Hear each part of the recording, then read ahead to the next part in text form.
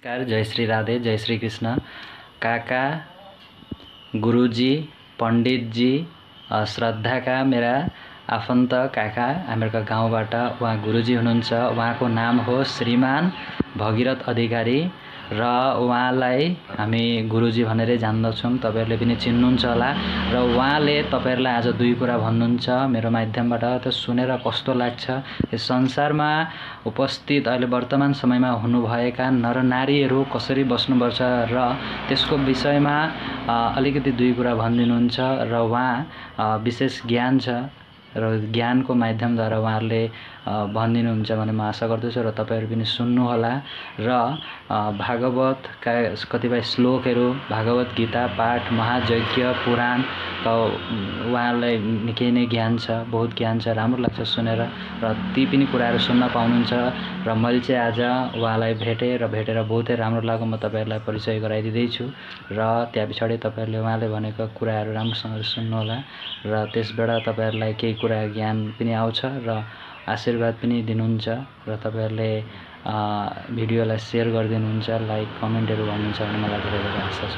यदा यदा हि धर्मस्य ग्लानिर्भवतु भारतम् अभ्युत्थानमधर्मस्य तदात्महंसिजाम्यहम् परित्राणाय साधुनाय विनाशाय दुष्कृतम् धर्म संस्थापनार्थाय सम्मान युगे युगे। कराग्रे बसति लक्ष्मी कर मध्य सरस्वती कर मूले स्थितो ब्रह्म प्रभात कर दर्शनम्। ओम समुद्र बसन देवी पर्वता स्तना मंडले विष्णु पत्नी नमस्तुभ्य पादस्पर्श समाक्षमे।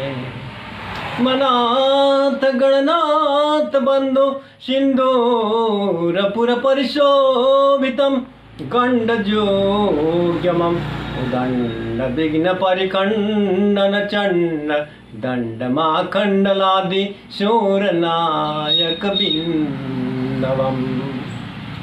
गणपति विघ्नराज लंबतुंड गजानन दैमातुरहेणं वच्च एकदंत गणाधिप। म हाम्रा नरनारी दुई कुरा दिउँसोभरिको नित्य कर्मदेखि र अरूलाई आनन्द दिने कर्मदेखिबाट बेलुका साँझ परेको कर्मलाई कसरी हामीहरूले सबै घरका परिवारहरूले निभाउनुपर्छ, प्रार्थना गर्नुपर्छ भनेर त्यो कुरालाई मैले तिनै समाप्त गरेर प्रार्थना बेलुका सबै परिवारहरूले मिलेर सबैबाट भेला भएर गरेर मात्रै अनि घरको अरू कर्महरू सम्हाल्नुपर्छ। यानि कि त्यहाँदेखि अगाडि अरू कर्महरू कसैले छुने कुरा आएन, कोही अगाडि आए त जोबदेन गरेर बस्नुपर्छ। त्यही हो हामीले जस्तो स्कुल हामीहरूलाई सिकाएर आए, जस्तो सिकेका छन् अहिले सिकाएका छन् र त्यसरी नै आज हामीहरूले त्यो सबै माने संसार पृथ्वीभरिकै घरमा पनि सबै गृहजन परिवार र हामीहरूले त्यसरी कर्मबाट आएर सबै आइ नआइपुग्जेलसम्म प्रार्थना गरेर बस्ने हामीहरूको नित्य कर्म एउटा सन्ध्या प्रार्थना हो र त्यसैमा अब सबैले विभिन्न धरणले मनाउने गरेको छ र विभिन्न धरणले मनाउनुपर्छ। तर पनि त्यो चाहिँ सबैकै एउटै हो र त्यो गर्दाखेरि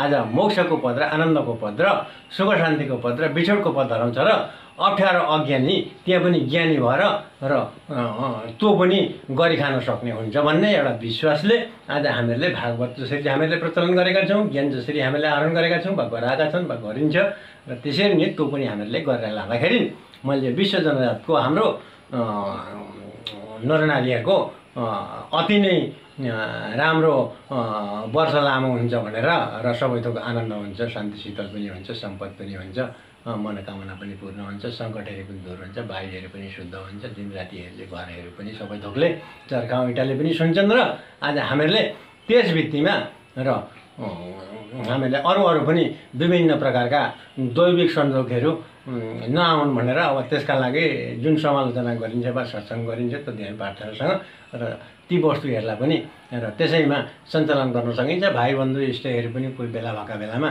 यो भएको छ भनेर त्यहाँ बसिन्छ र लु तपाईँको केही एक कुरो छ भने भनिदिनु भनेर भनिन्छ। आफ्नो नृत्य कर्म सकेपछि र आफूले भनेका कुराहरू सुनिदिएर उहाँले पनि त्यसरी नै उहाँको मन्तव्य राखेर र प्रणाम गरेर मैले पनि उहाँलाई प्रणाम गरेर जय श्री राधे भनेर छपिता तुम्हें